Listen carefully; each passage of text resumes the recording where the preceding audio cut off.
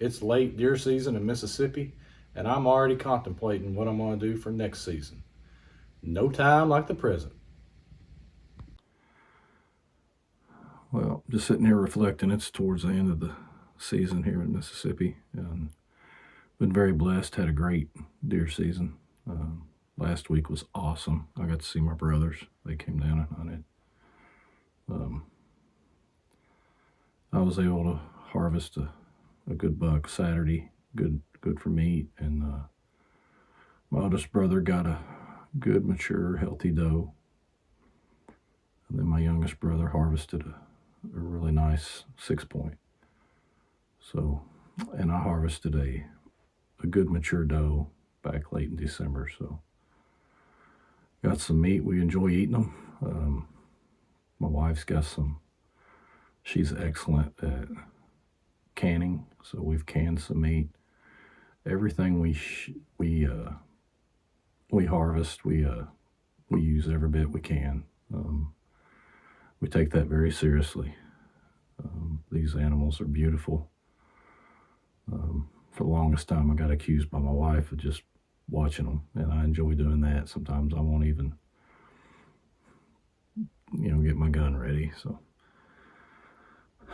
it's very peaceful, very beautiful animals. But this time of the year, I like to kind of reflect on the season and think about chores that I need to do to get ready for the following season.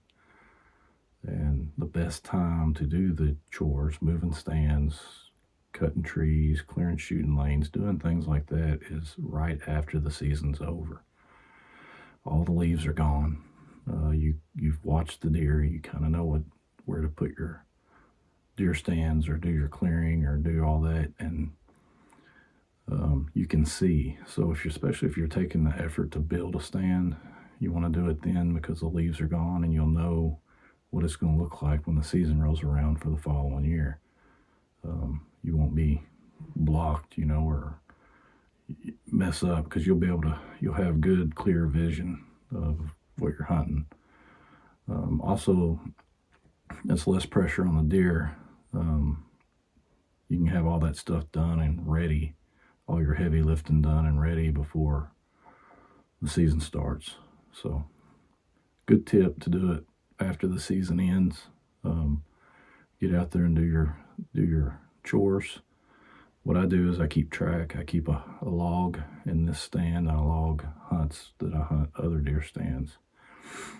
I log temperature, wind direction, what I see, what I saw, what deer I saw, or turkey, or whatever I seen, and the barometric pressure, wind direction, and temperature are the three big ones I keep track of, and when the deer are coming in and when they're not. I also have cameras I watch. I use the data I get off the cameras to kind of dictate deer movement.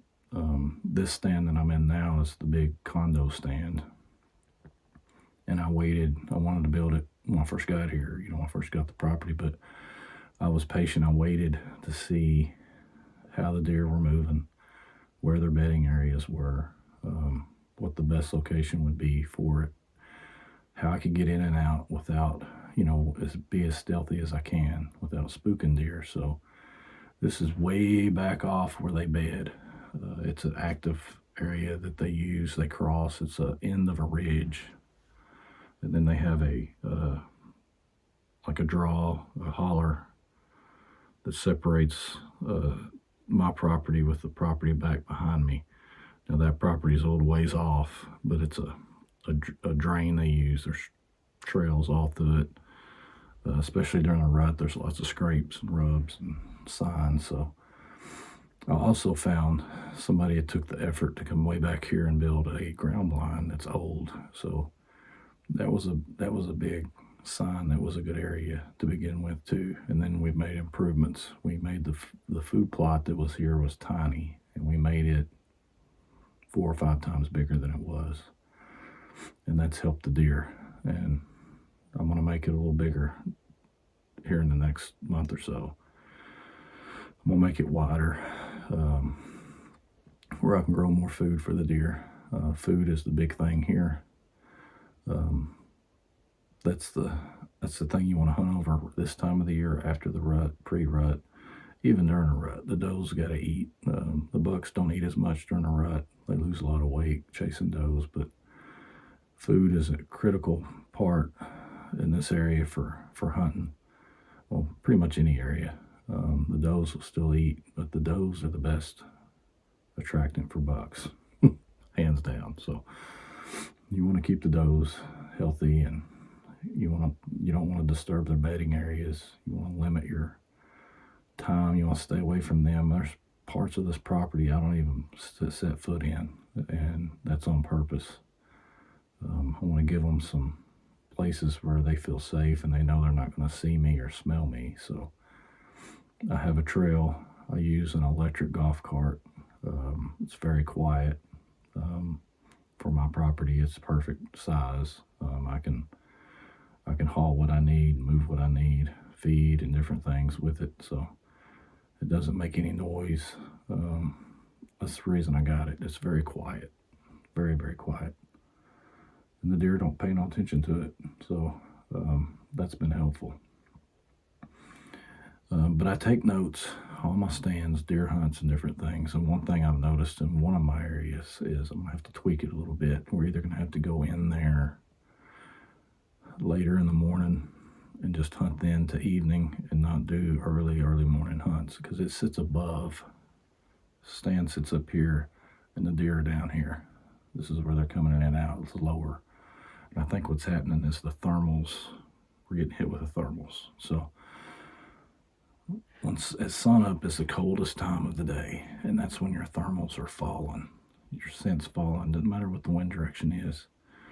They're falling, and you're never going to outsmart a deer's nose. You can use things that help. I mean, we obviously use a cover scent. We like to use smoke. That helps. We use ozonics. That helps.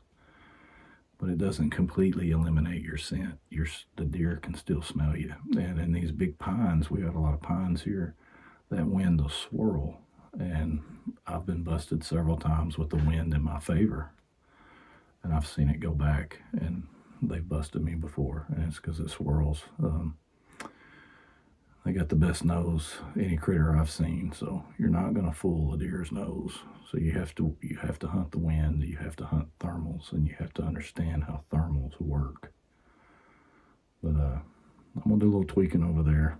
May have to change when we hunt over there, because we did see a lot of deer over there in the evening, and the thermals are doing the opposite. So that's a big sign, obviously, that the thermals are, they're smelling us in the morning when the sun's coming up. So that particular spot, we need to watch. It's hunting a lower area. And the other stands are either up on a ridge and we're hunting the same level, but we still have to have the wind in our favor. Now this stand is pretty much scent proof as long as I don't open the window.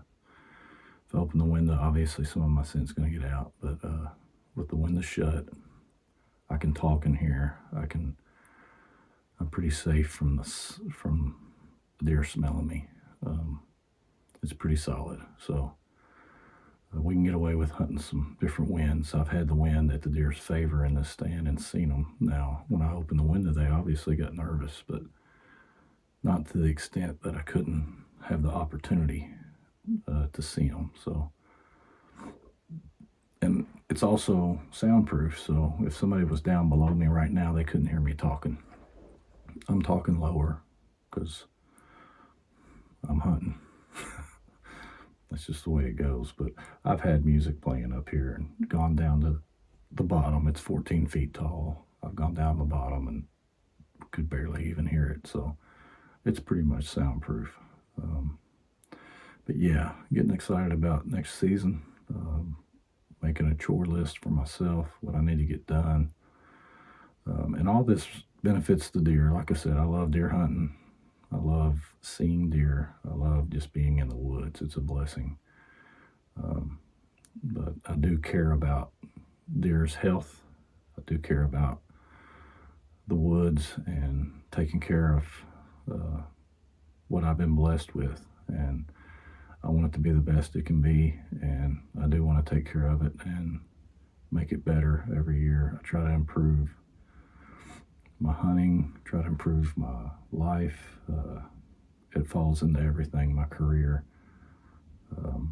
everything, relationships. But it's a great time to reflect, sitting in a deer stand. But the biggest advantage has been taking notes, documenting hunts and taking notes to help me prepare for the next year. And I'll do the same thing next year. And it takes time, but the work pays off. Each year here gets better and better and better. The deer herd's healthy. We see more deer. We have more knowledge. You gain more knowledge every year. And by documenting it, we can go back and reflect. And it's a lot of fun. But yes, document everything. When you do your chores, do them after the season, as soon as you can after season's over.